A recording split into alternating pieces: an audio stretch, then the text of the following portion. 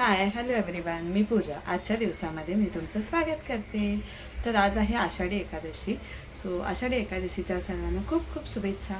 तर आज मी तर काही उपवास केला नाही आहे, कारण की बाळाला फीड करायचं असतं, मग उपवास काही इतका पॉसिबल नाही आहे.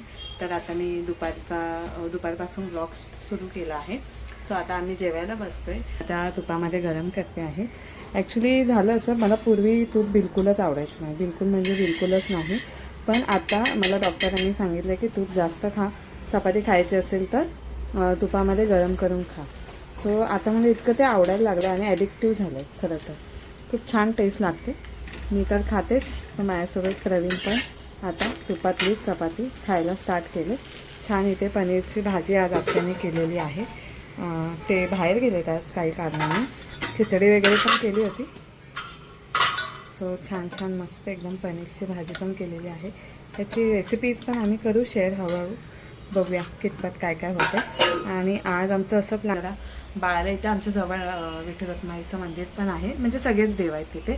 सो आम्ही असं प्लॅन करतोय की जाऊ संध्याकाळी. सो बघूया आज दिवसभर काय काय होते ते मी शेअर करते तुमच्यासोबत. आता दुपार झाली, जेवण झालं आमचं. गोड खायचं पहिला म्हणून तूच ठीक आहे. काय मागवलं? वॉफल. बघू. छान. माझं पण 2 तास जिम करा आणि आता हे खावा. मस्त प्रोटीन खातोयस ना.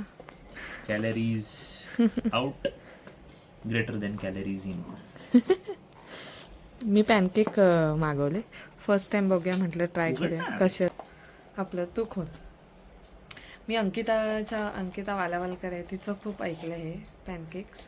हां, म्हणून मला की नक्की कसं असतं. ती खूप तारीफ करते, पण हे एवढंसंच आलं आहे छोटं छोटं. आणि हे तर छान आहे, छान लागतं. कसं आहे पॅनकेक पण? ओके ओके, तेवढं काही नाही. ते इडलीसारखं आहे, खाली बेस आणि वरती चॉकलेट दिलेलं आहे, एवढंच आहे.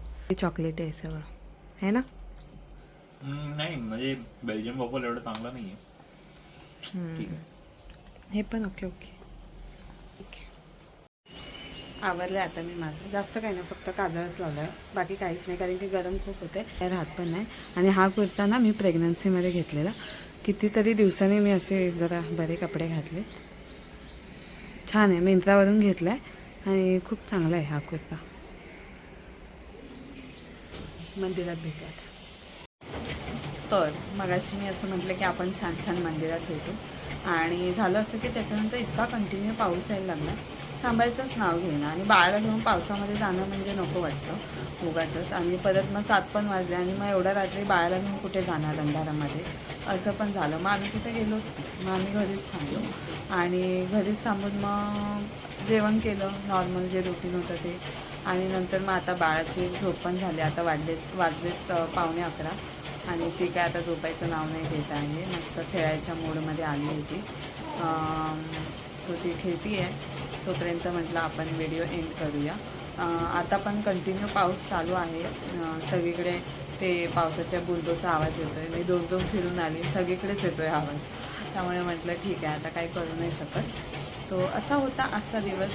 काही स्पेशल नव्हतं, रुटीनच होतं. बट ठीक आहे, आता हीच लाईफ आहे. म्हणजे आफ्टर प्रेग्नन्सी असं होतं ना की आपण कंटिन्यू घरीच असतो, काय वेगळं होत नाही. तेच रुटीन असतं, तेच गोल गोल गोल गोल असतं. कुठे जाऊ शकत नाही ना, कारण की बाळपण लहान आहे, कुठे घेऊन जाणार ते. तर ठीक आहे, हे पण एक आहे जर्नी, हे पण लक्षात राहील नंतर की हे होत होतं. सो म्हणून मग मी हे सगळं रेकॉर्ड करते आहे. तर तुम्ही लाईक करा, शेअर करा, सबस्क्राईब करा. Bye, good night.